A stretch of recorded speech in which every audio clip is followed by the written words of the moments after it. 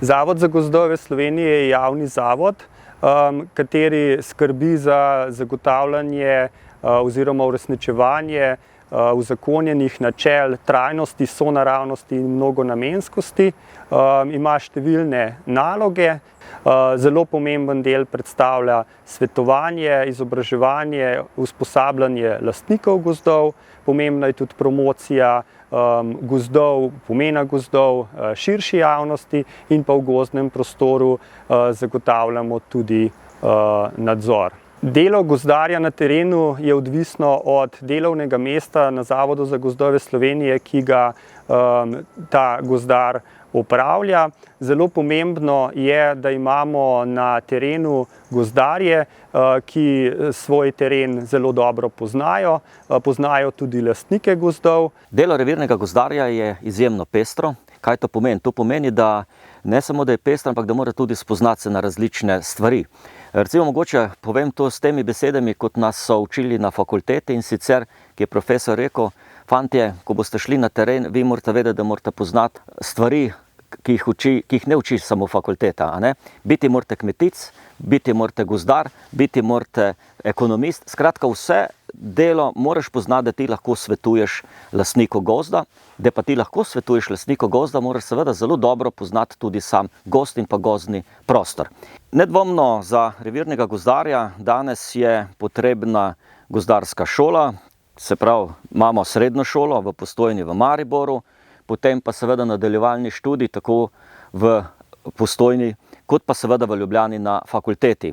Karkoli delamo, je res dobro, da smo izobraženi o tem. Potem več vemo, bomo naše odločitve veliko bolj pametne naredili, kot če kar pridemo pa rečemo, dajmo to narediti.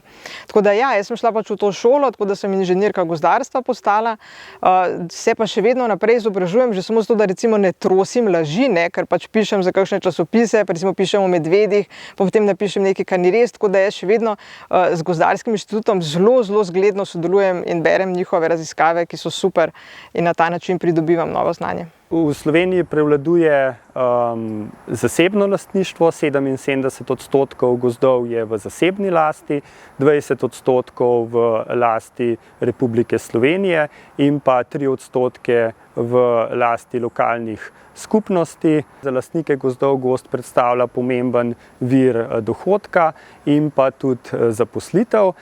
Jaz sem upravljalka z gozdom in poklic je našel mene, nisem jaz našla poklica, to je bilo družinsko podjetje, ki ga zdaj jaz z možem vodim. Moja migracija iz IT-ja, ker sem sicer matematičarka, v gozdarstvo je bila kar drastična, ker to sta dva zelo različna svetova.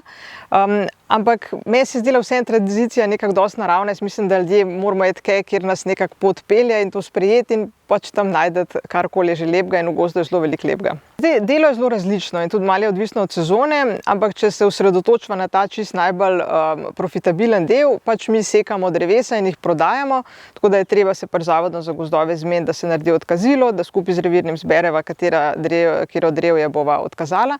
Potem pa pridejo izvajalci posekanj spravila, oni posekajo te označena drevesa, potem pa pride odkupovalec, ki na gozdni cesti pobere tisti les, ki so ga izvajalci posekanj spravila do tja zvlekli. V Sloveniji je uzakonjeno to, da karkoli hoče lastnik posekati, mora dobiti odločbo od Zavoda za gozdove. To ima svoje prednosti, tako da mi karkoli sekamo, pokličemo revirnega gozdarja, se z njim posvetujemo. Zdaj jaz sem tudi inženirka gozdarstva, tako da se potem to na eni tak zelo lep nivo sprovede in za vsak poseg posebej se z njim dobivamo, in pa tudi za sanitarno sečnjo, recimo za podlubnike, ga pokličemo, tam smo jih našli, potem on pride, to popiše.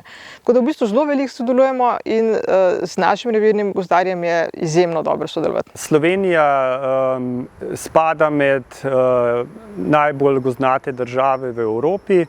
Gozd predstavlja najbolj obširen krajinski element in v Sloveniji obsega 58% površine Slovenije. Poleg samega obsega površine pa lahko se pohvalimo tudi zelo dobro ohranjenostjo gozdov, čemur pa priča tudi velik delež gozdov v območjih Natura 2000. Območja Nature 2000 v Sloveniji obsegajo 37% površine Slovenije.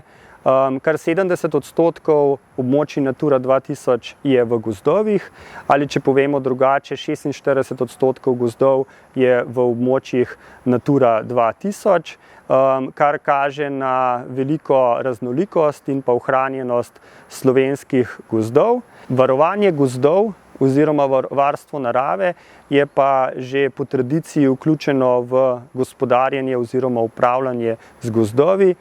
Tukaj se gozdarji lahko pohvalimo, da smo bili med prvimi, ki smo začeli z varstvom narave v Sloveniji. Že leta 1892 je bil izločen gozdni rezervat na Kočevskem oziroma je bil izločen del gozda naravnemu razvoju. Gozdno-gospodarski načrt oziroma gozdno-gospodarsko načrtovanje je pomemben inštrument za uresničevanje v zakonu določenih načel, po katerih poteka gospodarjenje z gozdovi, to je načel trajnosti, sonaravnosti in večnamenskosti. Z Zavodom za gozdove v bistvu največ sodelujemo na področju načrtovanja, torej v bistvu za vse gozdno-gospodarske načrte, pa tudi lovsko-upravljavske načrte, ki jih izdeluje Zavod za gozdove. Na Zavodu za varstvo narave pripravimo nararstvene smernice, ki jih potem Zavod za gozdove vključi v te načrte. Gozdni sklad je proračunski sklad za gozdove, ki je bil ustanovljen leta 2016 s sprejetjem zakona o gospodarjenju z gozdovi v lasti Republike Slovenije. Financira se iz prihodkov gospodarjenja z državnimi gozdovi in pa iz letnega nadomestila. V Sloveniji z gozdovi upravljajo lastniki gozdov, seveda ob močni strokovni podpori Zavoda za gozdove. Zavod Republike Slovenije za varstvo narave v bistvu se pa vključuje v vse te njihove postopke. Lahko rečem, da sodelujemo pri vseh tako imenovanih upravljavskih ciklih, se pravi od načrtovanja do umeščanja ukrepov, pa tudi potem spremljanja stanja na terenu. Načrtovalski del največ pokrivamo z področja javne službe, se pravi pripravljamo nararstvene smernice, druge ukrepe pa izvajamo tudi v okviru številnih projektov, ki jih izvajamo na našem zavodu. Če govorimo o samem gospodarjenju z gozdovi, potem nekih potrebnih dovoljenj soglasij ni potrebnih, lastniki pač gospodarijo v skladu z gozdno-gospodarskimi načrti. In kot sem že prej rekel, v te načrte se vključujejo nararstvene smernice in ko so enkrat taki načrti potrjeni, tudi z pozitivnim mnenjem Zavoda za varstvo narave, potem pač lastniki upoštevajo samo gozdno-gospodarske načrte. Če pa govorimo o samih postopkih, morajo pa lastniki v primeru, da gre za Natura 2000 območje, pridobiti naravovarstveno soglasje za gradnjo gozdnih cest in pa grajenih gozdnih vlak. Kot že omenjeno, naravovarstveno soglasje, ki se pridobiva za gradnjo gozdnih cest in pa grajenih gozdnih vlak, izdaja Ministrstvo za naravne vire in prostor. Samo ukrepanje med državnimi ali pa zasebnimi gozdovi ne razlikuje, ampak je vezano na samo stanje in pa na prisotnost, recimo v območju Natura 2000, na prisotnost vrst, ki se v tem območju nahajajo. Družba SiDG gospodari za gozdovi v imenu Republike Slovenije. Za te namene nas je v družbi približno 370 do 375 zaposlenih. Organizirani smo v 8 poslovnih enotah. To so Ljubljana, Celje, Maribor, Murska Sobota, Kočevje, Novo mesto, Postojna in Tolmin. Naše glavne dejavnosti pri gospodarjenju z gozdovi so zagotavljanje izvedbe sečne in spravila lesa, ki mu sledi prevoz lesa do kupcev. Tem kupcem prodamo te tako imenovane gozdno-lesne sortimente.